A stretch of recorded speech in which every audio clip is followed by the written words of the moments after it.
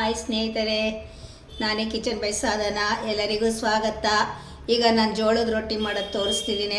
ಆದರೆ ನಾನು ಮಾಡಲ್ಲ, ನಮ್ಗೆ ತುಂಬ ಪರಿಚಯದವ್ರು ಇದ್ದಾರೆ. ಅವ್ರು ತುಂಬ ಚೆನ್ನಾಗಿ ಮಾಡ್ತಾರೆ. ಅವ್ರು ಮಾಡೋದನ್ನ ನಾನು ನಿಮಗೆ ತೋರಿಸ್ತೀನಿ ವಿಡಿಯೋ ಮುಖಾಂತರ.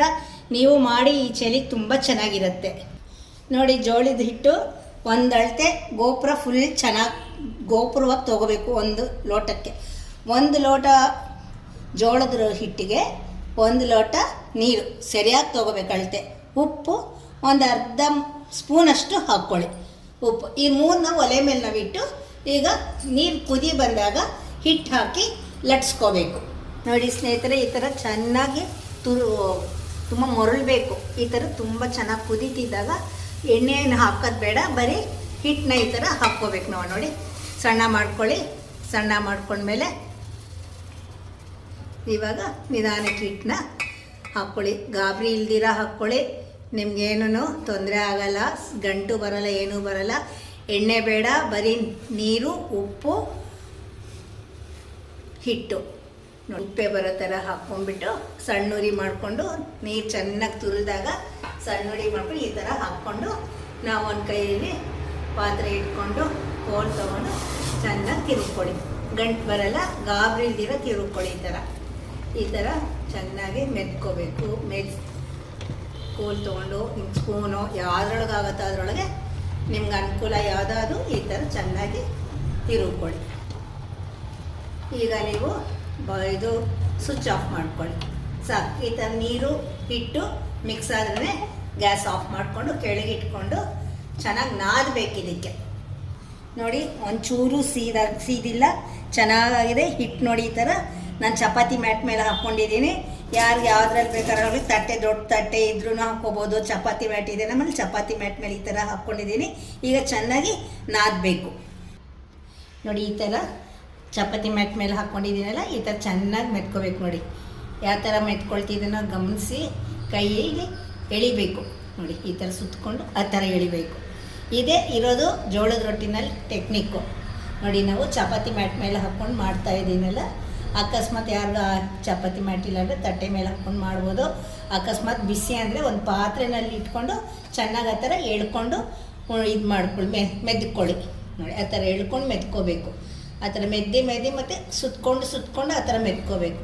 ಆ ಥರ ಮಾಡಿದಾಗ ನಿಮಗೆ ಚಪಾತಿ ತುಂಬ ಚೆನ್ನಾಗಿ ಬರುತ್ತೆ. ಜೋಳದ ರೊಟ್ಟಿಗೆ ಬೇಕಿರೋದೇ ಇದೇ ಮೈನ್ ಇಂಪಾರ್ಟೆಂಟ್. ಇದು ಚೆನ್ನಾಗಿ ಬಂತಂದರೆ ರೊಟ್ಟಿ ಮಾತ್ರ ತುಂಬ ಸೂಪರಾಗಿ ಬರುತ್ತೆ.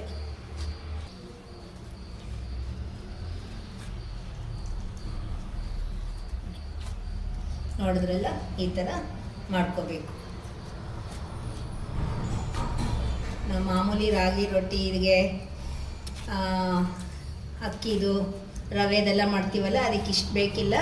ಅದು ಸ್ವಲ್ಪ ಸುಮಾರಾಗಿ ಮಾಡಿಕೊಂಡ್ರೆ ಸಾಕು. ಇದು ಸ್ವಲ್ಪ ಜಿಗುಟ್ ಬರೋ ಥರ ಮಾಡ್ಕೋಬೇಕು.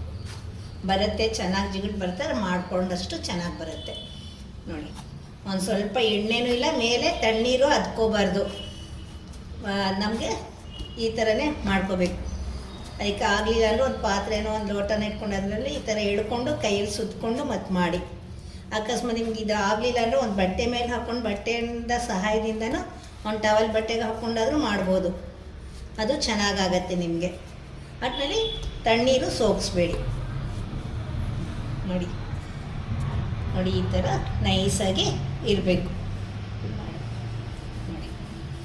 ಈಗ ಉಂಡೆ ಕಟ್ ಮಾಡ್ತೀನಿ ನೋಡಿ. ಈಗ ಈ ಥರ ಮಾಡಿಟ್ಕೊಂಡು ಉಂಡೆ ಕಟ್ ಮಾಡಿಕೊಂಡು ನೋಡಿ, ಈ ಥರ ಕಟ್ ಮಾಡಿಟ್ಕೊಂಡು ಲಟ್ಸ್ಕೊಳ್ಳೋದು ನೋಡಿ. ನಾವು ಉಂಡೆ ಮಾಡಿಟ್ಕೊಂಡ್ವಲ್ಲ, ಈಗ ಲಟ್ಸ್ಬೇಕು ಅಂದರೆ ಇನ್ನೊಂದು ಸತಿ ಕ್ಲೀನಾಗಿ ಆ ಥರ ನೈಸ್ ಮಾಡಿಕೊಂಡು ಉಂಡೆ ಮಾಡಿಕೊಂಡು ಲಟ್ಸ್ಬೇಕು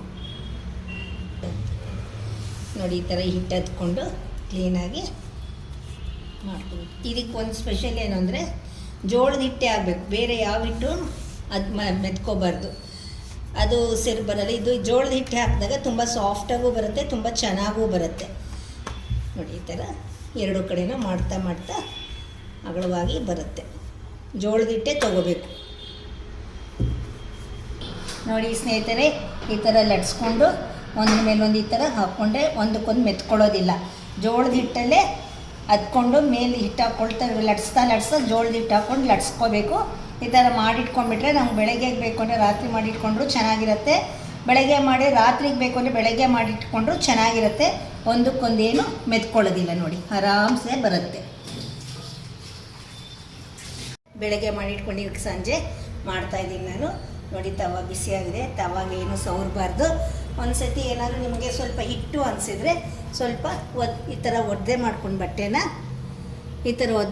ಬಟ್ಟೆನ ಮೇಲ್ಮೇಲೆ ಹೀಗೆ ಮಾಡಿದ್ರೆ ಹಿಟ್ಟು ಹೊಟ್ಟೋಗ್ದು. ಯಾಕೆಂದರೆ ನಾವು ಲಟ್ಸ್ಬೇಕಾದಾಗ ಸ್ವಲ್ಪ ಹಿಟ್ಟು ಮುಂದೆ ಮಾಡ್ಕೊಂಡಿರ್ತೀವಲ್ಲ, ಹಾಗಾಗಿ ನೋಡಿ. ಈಗ ತೆಗೆದು ತವ ಮೇಲೆ ಹಾಕ್ಕೊಳ್ಳೋಣ.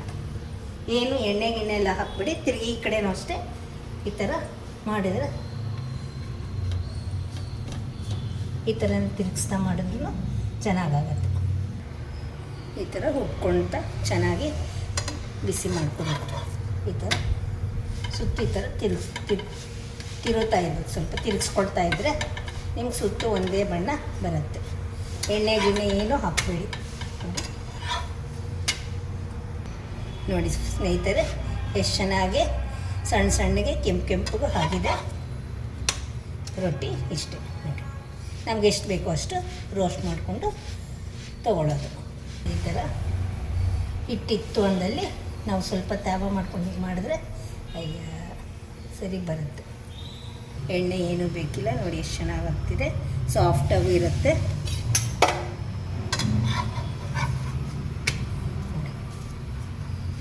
ನೋಡಿ ಎಷ್ಟು ಚೆನ್ನಾಗಿ ಈ ಥರ ತಿರುಗಿಸ್ತಾ ಇದ್ದರೆ ಸುತ್ತಲೂ ಚೆನ್ನಾಗಾಗತ್ತೆ. ಸೂಪರ್ ಬಂದಿದೆ ಜೋಳದ ರೊಟ್ಟಿ. ಜೊತೆಗೆ ಈರುಳ್ಳಿ, ಎಣ್ಗಾಯಿ, ಇದ್ರ ಮೇಲೆ ನಾವು ತುಪ್ಪ ಆದರೆ ತುಪ್ಪ, ಬೆಣ್ಣೆ ಆದರೆ ಬೆಣ್ಣೆ, ಯಾವ್ದು ಬೇಕೋ ಅದು ಹಾಕ್ಕೋಬೋದು. ವಿತೌಟ್ ಆಯಿಲ್ ಮಾಡಿರ್ತೀವಲ್ಲ, ಹಾಗಾಗಿ ಈಗ ತಿಂದರೆ ಸೂಪರಾಗಿರುತ್ತೆ ಈ ಚಳಿಗೆ. ನೀವು ಮಾಡಿ ಹೇಗಿದೆ ಅಂತೇಳಿ. ಮೈನಾಗಿದ್ದು ಹಿಟ್ಟನ್ನ ಚೆನ್ನಾಗಿ ಮೆತ್ಕೊಳ್ಳಿ. Thank you friends, bye.